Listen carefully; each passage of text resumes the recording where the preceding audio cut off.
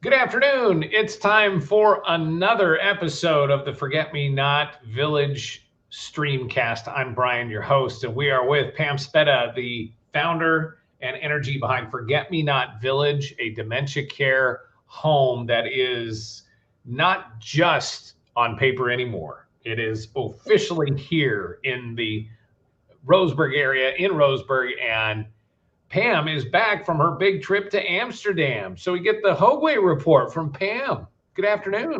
Welcome home. Hey, how are you doing, Brian? I'm doing great. It's good to see you on this side of the island or pond or ocean. Yeah, it's a long trip, let me tell you. Long trip. Oh my gosh, it was so worth it. It was just absolutely amazing. Absolutely amazing experience I will never forget, for sure.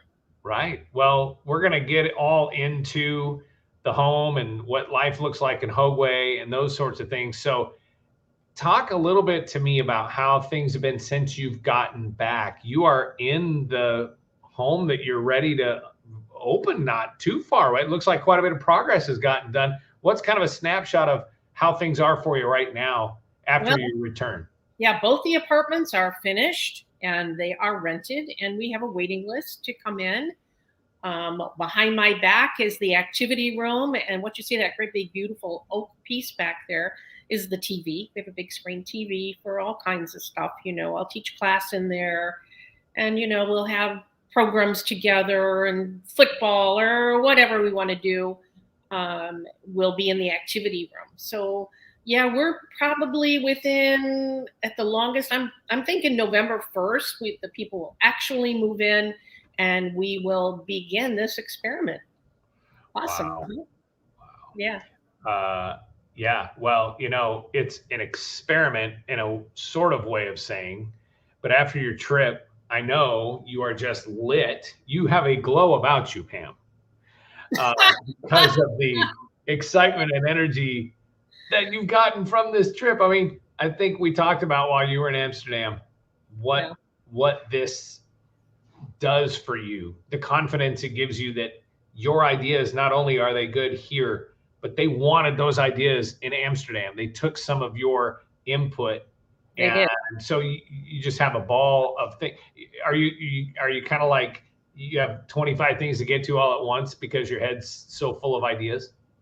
Oh, yeah. It's just an affirmation of what I believed all along, that you deserve quality of life until the day you die. And this proved to me it was actually out there. I could see it functioning. It's been up 20 years. So for them, it's not anything new.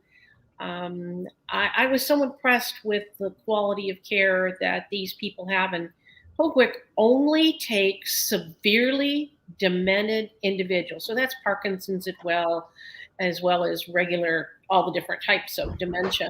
But they're in the last stages. They're at the stage where in our care homes, we're going to be looking at them laying in bed and just basically doing nothing and kind of dying. So the pictures that I brought back shows you. Does that make sense? I know You what you mean. you get to see firsthand what I saw. And I have to tell you, by the second day I was in there, I was so overwhelmed with the message they give, with the care they have, with the many volunteers they have that just step up to help. All I can do is cry, because I know what Rich went through. I know what I went through. And to know that that is not necessary is incredible. Absolutely incredible. You know, I still have people that say, no, it's not going to work. And it's like, you know what? Until you've been in my shoes, until you've walked my walk, don't tell me what's going to work and what's not going to work if you've never done it. They can't get the idea. They can't get the feelings when you've been together with someone for 25, 30, 45, 50 years. And then all of a sudden they become seriously ill, and we just dump them in a care home and walk away. So yeah, this really shows that there can be a difference, and we are making a difference here, and we're going to prove it right here in Roseburg, Oregon, that we do not have to put up with all the drugs and crap that these people are getting in the care homes just to get them to comply. It's sad, very sad. Well, it does look like you're getting very close to being opening, like you said, November 1st. We want to send people to forgetmenotvillage.org for you to see more about Pam's vision, her story, the story of she and her husband, Rich, what he went through, what she went through, and why Pam is so motivated to help other people. And you can certainly get a hold of Pam as well at pam@forgetmenotVillage.org. And also throughout our entire presentation today, if you have questions, leave them in the chat and we will get to them at the end of the program. So Pam, I know that you were bringing lots of photos. So you ready to pop open the photo book? Well, I want to say one thing first that I feel is really, really important. And that is they do not allow psychotropic drugs at all. So these people are not on any mind-altering, changing, schizophrenic, whatever they call it here, drug that makes them docile, puts them down kind of thing like they do here. It's just not acceptable to have to give these drugs. And we give them away like candy. You know, here's some Seroquel, here's some this, there's some of that. It's like, no, we don't have to do that. And they proved to me, and that was the question I asked. I said, what do you do with hallucinations, the problems, and all those other things that come along with dementia? And she said, we don't have them because we don't give them drugs. And that was just amazing for her to state that. And then to see the quality of life that's there. Honest to God, we as Americans should be ashamed of the way we treat each other in a lot of different ways. But in the area that I'm focusing on in dementia, it is criminal what we're doing and charging for people to have the quality of care they need. So that was my big takeaway, was the drugs, because I've had many, many arguments with many, many people that were in the healthcare profession that go, you have to have them, you have to have them. And I just came from a place that had 170 severely demented residents. None of them took any psychotropics. So it's like, yeah, okay, maybe they need to go to Amsterdam and see what that looks like. Bold statements, strong statements, lots of proof coming from Pam Spetta today on the program. Okay, let's get to your photo roll. Well, this was the meeting room that we met in on the first day. And that lovely lady in the front is named Jeanette. She is the founder, one of the 3 founders of the village. And she graciously showed us around what got her to create this village. And she actually was an administrator for a traditional nursing home like ours. And she was unhappy with the care that her residents were getting. And that same nursing home, she turned into the first Hoogwick. And from there, they actually tore down the old nursing home and they rebuilt it. So the pictures that you see are the rebuilt facility from what she came from. Amazing, absolutely amazing lady, totally dedicated, been at this for 20 years. Can't seem to stop because she's still got a mission. She still has people out there that think there's no other way except drugs. So yeah, that's her. All right. I tried not to put the cursor on the screen, but it looks like that's how I'm going to have to go through the slides. So I was trying to be fancy. Yeah, so this is one of 2 pictures of the market that the residents shop in. So what happens, you know, women, that's what we do. We go shopping. They have a little cart that they push down to this market that's got a little bit of everything anybody could want. Now, remember, this is severe dementia. This is way past, you know, the little walking around thing and able to feed themselves. These people are at the end of their life. They have quality of life up to 2 to 3 days before they die. So they're up shopping and doing all the other things you're going to see in pictures, but they'll go in there and they'll pick out whatever they want, whether it's Fix-It-Ent, a bottle of wine, a bottle of booze, you know, a dinner. They can order out, whatever. They go to the cashier. Cashier pretends like he's charging them for everything, which actually they're not.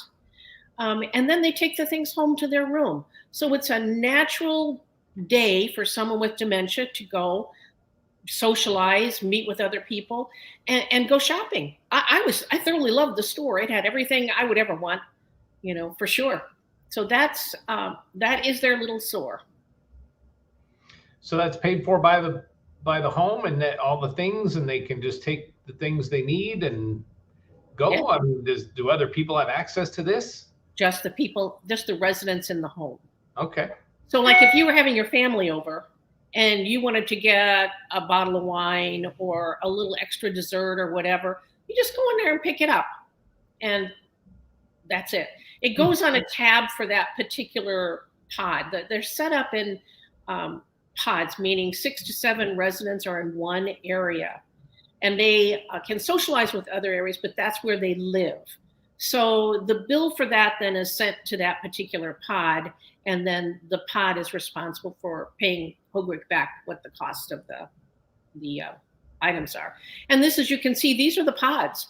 They started out with one story, found out that that wasn't enough, added the second story, and now when I was there, they were adding more rooms. Instead of being 6, they were going to 7 rooms, because they have a very large number of people with dementia. They have a large number of families trying to deal with dementia and cannot at the late stage, because they do need supervision. And the supervision there is different, unlike here where you have to stand beside them and, you know, lock them in and keep them confined and put things away.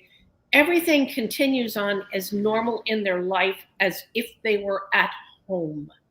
So you don't see residents trying to get out of their rooms. You don't see bad behavior. You don't see all the things that we see, because we force someone with dementia to comply to their rules. So like if they want breakfast at 7 o'clock in the morning and that's when it's served, that's when they've got to go. Here, you have breakfast whenever you want, whatever you want. It just gives them the freedom of lifestyle. And when they do an intake, their intake sheets are so thorough, they even know the color that these people like, so that they put them in rooms where the colors are, you know, familiar to them, where the lifestyle is familiar. So let's say that you're accustomed to eating on fine china. Well, guess what? Your room has got fine china, and they've got flowers and things sitting out that here we put all that stuff away because they're going to get into it. There, they don't do it because it's their normal life. They don't have caregivers that stand over them. They have volunteers. So with 170 residents, they have 120 volunteers. And all these volunteers do is just walk around and make sure everybody's doing well and, say hi and walk past. They don't assist or interfere unless there's danger or something's happening. But these people think they're living in their normal life. They have no reason to believe that life has changed. Family members do come visit frequently because it's a very nice situation. You can actually go out to dinner. They have 2 restaurants there. They've got a cafe, and then they've got a full supper dinner restaurant that's phenomenal. And you order off the menu. And life is normal as possible is the only way to explain this whole concept. And I think that's what we get. We're missing that boat totally. Is this funded by I think they're a kind of a social healthcare situation. So is there a cost to the residents? There is a cost if they want extra activities. So since talking to me, they told me a year and a half ago when I first contacted them that one of their problems is early onset, which means people in their 30s and their 40s that are developing symptoms of dementia, Alzheimer's. And my concept with having the spouse and the family together involved absolutely intrigued them. And that's why they asked me to come to see what they've done and what they're planning to do over there in the Netherlands to involve family. They've since designed exercise programs that are going to the gym, they're swimming, they're doing things with a lot more activity than they were when I talked to them a year and a half ago. Because activity is the key, especially if you're young and you're healthy, excepting for your dementia. They need to exercise, they need to get out, and they are finding that's an integral part of their facility that they're redesigning at this point based on information that I gave them. So I was really happy, and they were happy to share with me that they had actually gone forth and worked with it. It is a socialized country, which means the residents don't pay for the care except for extra things. So what's extra things? Extra things may be the meal they call out for. It may be they're assigned one major activity that they want to do. If they love music, then they might be in the music club. And the music club meets and they listen to all kinds of music and that type of thing. But if they wanted to go then and be in the theater group, then the theater group they would pay for. And they can participate as a family, not just a resident. So they can all go. But those are expenses that the family would pay for. So that obviously is different than what we have here. Yeah. So talk about the model you have in mind for what it costs right now compared to what you would like to be charging for services and for living in the homes that you're promoting. Well, right now, if you can find any facility that's less than $3,000 a month, you'd be going some. A lot of that's just because the state rules and regulations are so hard to comply with and so expensive to comply with that prices have to be high.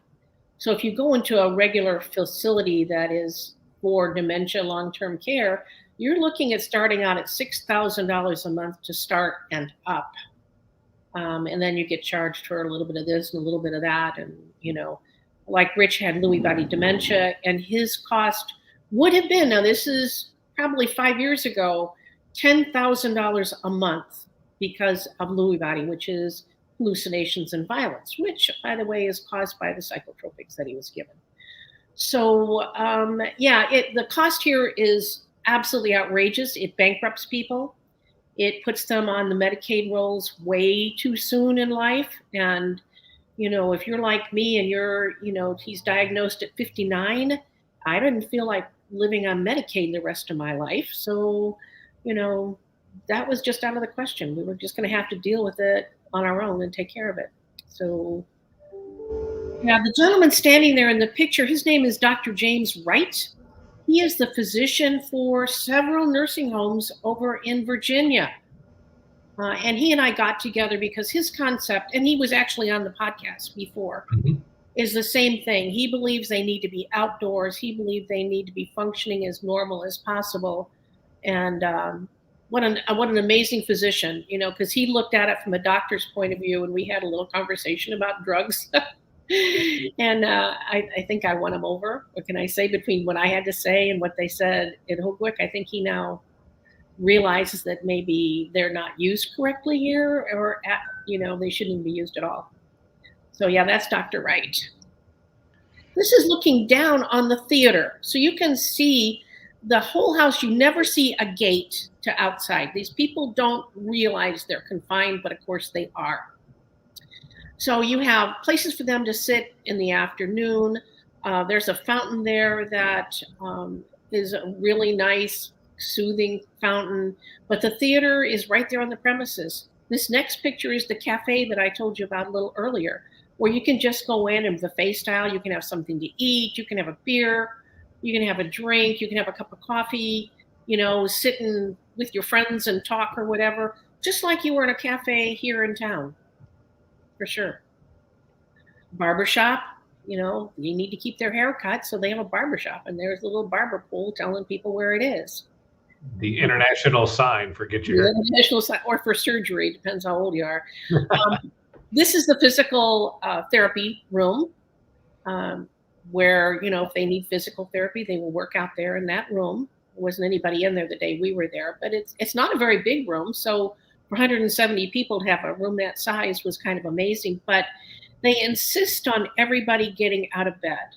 So nobody stays in bed unless they have a physical problem that they can't. They get them up every single day, and they get them moving and out, which is one of the reasons why they don't worry so much about falls. They don't worry about a lot of things that, we have to, because we let them get weak because they're sitting all the time.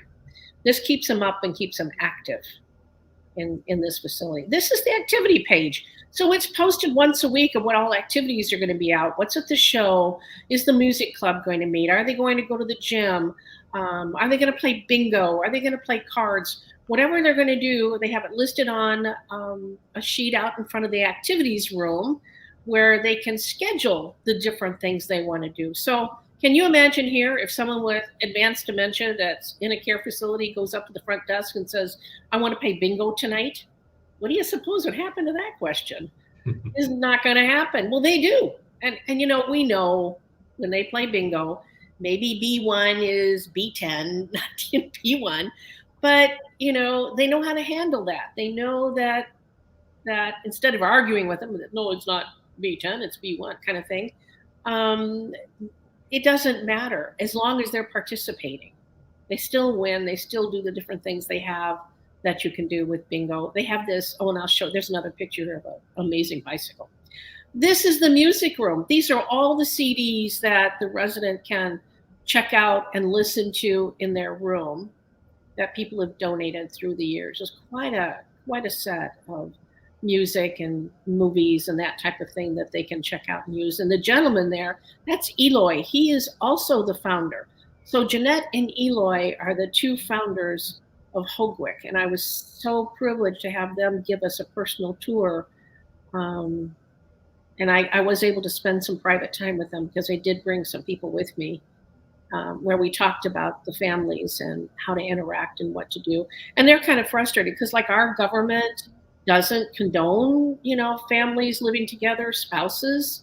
They don't either in Amsterdam, and they need to change that, and she knows that. So she's working with me as I get my facility up and running to show the powers that be there in Amsterdam that this is how it can work, which is just really just one more little step beyond what they're already doing.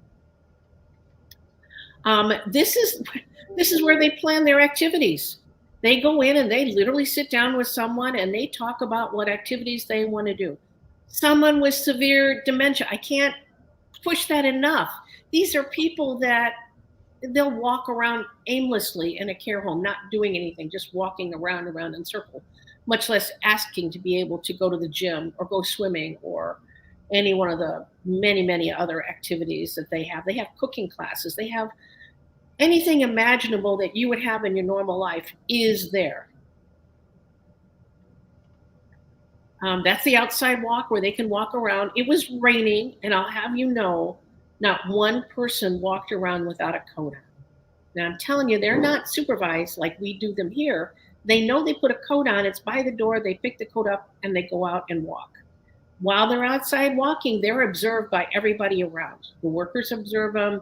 Like I said, the volunteers observe them to make sure, A, they are dressed properly, which they don't have any problem with because these people know the weather in Amsterdam and they know they got to, put a coat on and all this other kind of good stuff. The other thing I noticed was that when they're walking around, they don't need someone to tell them what to do. They could figure out what they wanted to do. And it was really, really precious because they have a husband and wife that lives there, but separate units. And they were outside together. And there's a tent out there where the workers would sit and take their breaks. And first thing, the guy goes over to the tent and unzips it and looks in. And then the wife comes around and looks around and goes in the tent. And then pretty soon you see the tent flap open and they're kissing in the tent. And next thing you know, they take chairs and they set it out in front of the tent. And they just sat outside and it was sun shining that day, just enjoying the weather together. And I thought, isn't that just beautiful that they could spend time together and nobody bothered them when they got done? They just got up and walked away. I did not see one time where any caregiver interfered with anything they were doing. Everybody was just walking around, having a good time, enjoying life. They have a garden there. What's in the back of that picture is their garden that they have for the vegetables and things that they grow for people that like to do that. So, that's another shot of the theater and the little pool. And we said, well, did anybody ever, go potty in the pool? They go, yeah, sure. But, they don't think anything of it. They just go and walk away. We get all upset and you can't do that and blah, blah, blah. He says, no, he says, of course it happens. He says, sometimes that it doesn't bother them and they take it as just part of life and off they go. Look at the chess game. Huge pieces that they can go out and actually play chess in the courtyard if they want to. If they don't, it's just decoration. Once again, a picture of the theater. Didn't realize I had 3 of them, but a picture of the theater where they're actually going in and watching a show. And I don't know what was on. I couldn't understand it was written in. Yeah. But you can see that the Dutch word for theater is the same. Yeah, that's a picture of the shop again. Along with this shop in this same hallway is the administrative offices for one, and is also the store That's the store, but it's so the dinner cafe is there, the restaurant, as well as arts and crafts are all in this one little covered section in there. This bicycle I gotta have. If anybody would love to donate this, I would love it. It's electric. It is built for two. They ride this thing around that facility. There is one side where it appears as though they're guiding it and doing all the other good things, but they're not. The other side is the one that has the brakes and all this other kind of good stuff. And it is electric. And I would love to see that here, because I think that would just be phenomenal for the residents here to get out and do some exercise and, paddle around the airport or watch the planes or the trains or, go to Safeway or, the Franz cookies down the way. I think that would be awesome. So donations of this bicycle would be absolutely, positively amazing. I would love that because it's going to be here come heck or high water. This is the craft room. This is where they come and they sit around the table and they do crafts just about every single day. And that's just showing how they display things out. They've got those nice porcelain things or ceramic things on that dresser type that are sitting out there. They don't put anything away. Everything stays out. When you sit at the table, you have a knife, fork, and spoon, not a spoon. Everything is just like normal. That's the other side that shows the sink and the prep area. And there's Eloy explaining to us how the arts and crafts works. I think that's it. Is that it? Oh, okay. Yeah, my poor brain is on. What can I say? I just, and I said to him, okay, can you tell me how long these people are active once they come in there? He says they're active up to 2 to 3 days before they die. That just blew my mind. 2 to 3 days before they die. Now, I challenge anybody here. I mean, my husband had Lewy body, and he was actually up walking around within 8 hours of his passing away, and he would have fit into this program perfectly. But, not shopping, not having quality of life, nothing. It was just basically an existence, looking outside, wanting to leave and couldn't, where they let him have their own lifestyle. And of course, the wine, when I saw the wine, I go, well, I know wine is good for Parkinson's. They proved that one. I said, but just to have it out so they could drink whatever they want. And she looked at me, she said, these people are dying. They're dying. Why would you take something away from them when they're dying? And it's like, yeah, that's a good point. What difference does it make? Is that glass of wine going to, make you die a day sooner? I don't know. Don't think so. Well, there's so much going on here. We want to one more time plug the website for the Hogeway Dementia Village. You can look that up yourself if you'd like to know more about everything Pam just talked about on her trip, or at least some of what Pam talked about on her trip. You probably don't get Pam's photo, tour the way you get it here. But anyway, the website is at hogewaydementiavillage.com. And of course, you can visit forgetmenotVillage.org to see more about Pam and the vision she has. So very soon, a couple of couples will be moving into what is being called Forget Me Not Village Mini, 2 units, November 1st. And then the larger project on Highway 99 would be the actual large village that is depicted in a lot of ways on the website as well. And it's going to take some work, isn't it, Pam? I mean, we want to make sure not only is this informational, obviously, that we want people to share this with other people that might benefit from knowing what's happening here, but there's definitely going to need to be a pretty major effort to put this together. And I know you're out there working on that all the time. And maybe the smaller version of Forget Me Not Village will let people know that the ideas that you have for this larger place and the demand for it as well is pretty clear. I'm getting phone calls from clear across the state, kids saying, my parents, don't want to separate. We want to keep them together, but they need help. I mean, I have a waiting list. I truly do. And it's just really sad. It's just really sad that it's got to be this way when it really doesn't. It does not have to be this way. So we're out to prove it. Great. All right. Well, we have a comment. We have a comment from Angela Tustin, who says she's grateful for your determination and your strength for the patient and for those of us who love those patients. So that is a pat on the back there for you, Pam. Yeah, thank you. Yeah. And please, I'm sorry. I didn't mean to interrupt. No, I know I get it every day of people that are in that situation that goes, I wish I could do this. I wish I could do this. And, you know, we're out there making it real and we're making it affordable for people to be able to live there, keep families together, have quality of life, and have fun, you know, have fun. The disease is not scary, but just have fun. Yeah. Terrific. All right. Well, what a great report from Amsterdam from you. We'd like you to make sure that people know how to get a hold of you if they want to learn more.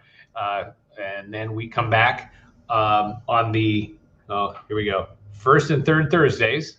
Yes.